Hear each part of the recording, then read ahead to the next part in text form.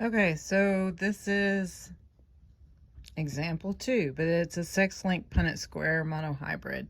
Again, monohybrid just means we're looking at one trait at a time. It's not relying on other traits as well. Okay, so this is the sex-linked Punnett Square. I know I'm doing high tech here. So I randomly chose hemophilia, which is a sex-linked trait. It is when your blood does not clot properly, when you have a cut or an injury inside or those kinds of things. There are treatments now, but Queen Victoria's family was very famous for this.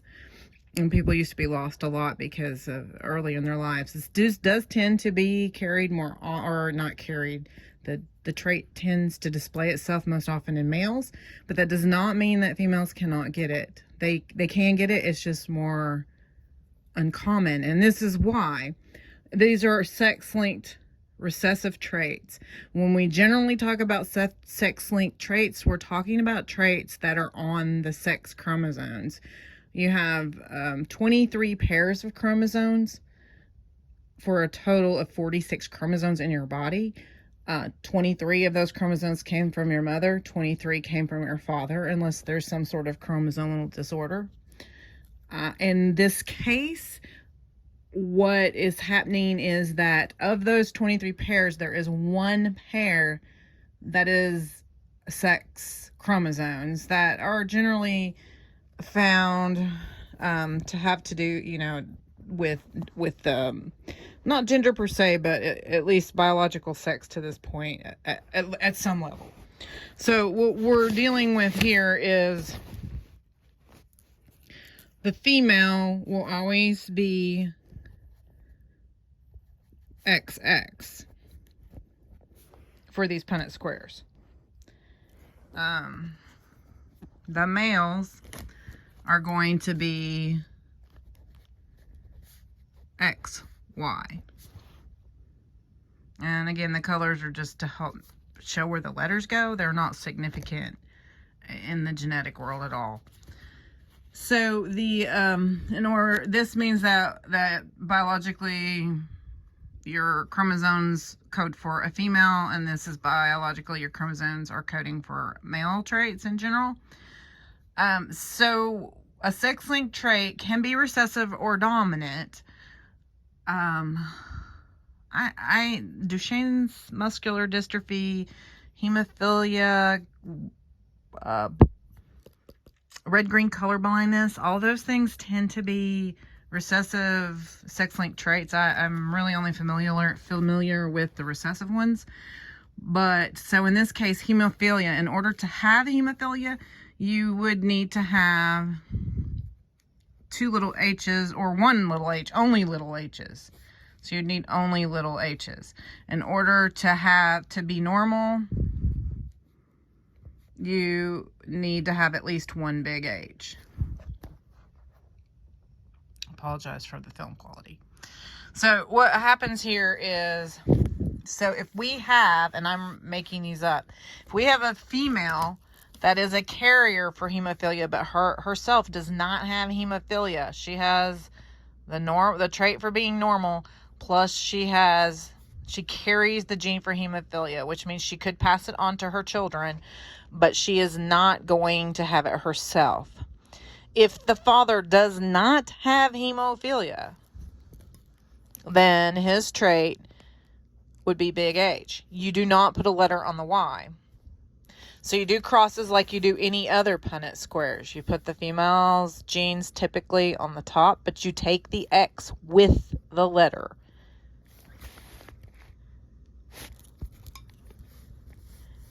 This is the males.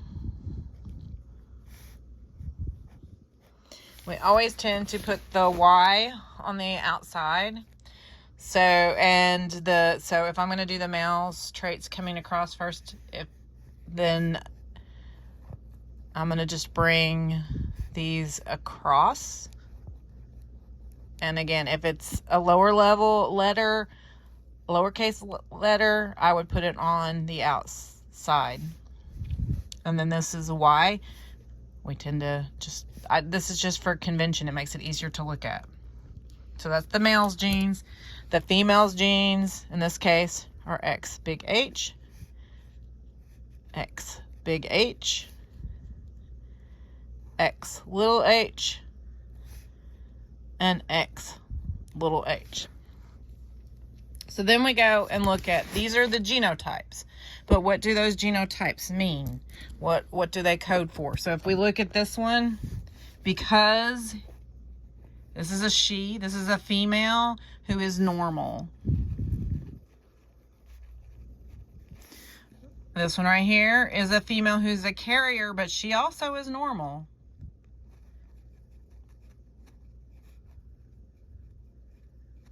But she is a carrier for the gene. She may or may not know that. And here we have a male because there's a Y. So this is be a male. And he has a big H. So this is a normal male. He does not have 2 letters. He only has 1. That determines his trait. And then this male has the lowercase. So this is a male with hemophilia.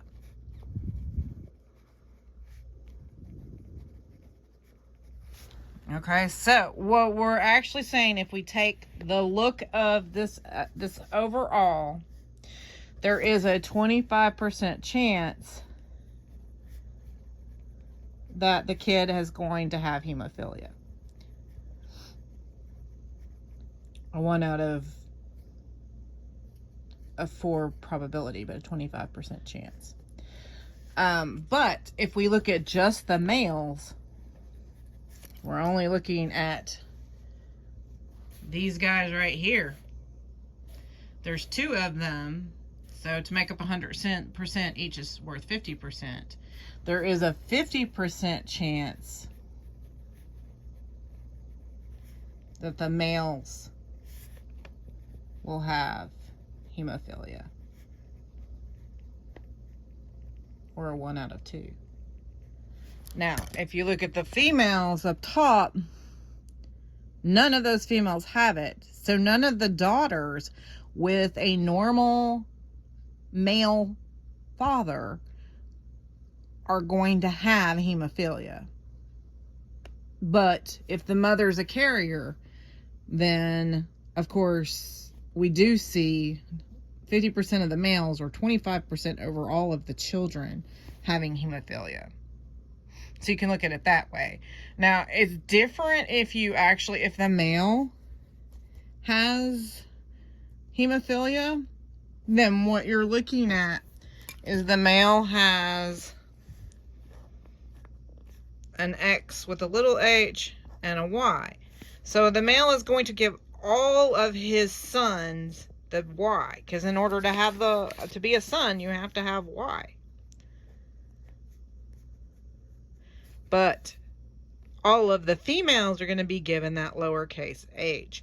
So if the father is a carrier, or not carrier, he can't be. If the father has hemophilia, then it's absolutely positive that his daughters are going to be carriers for hemophilia.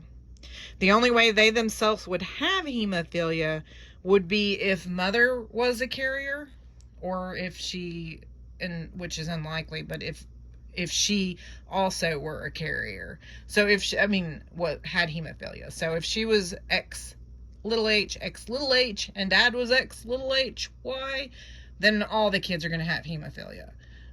But if she's big H, little h, then her daughters can get it too, because we know that the father is going to give his daughters a little h.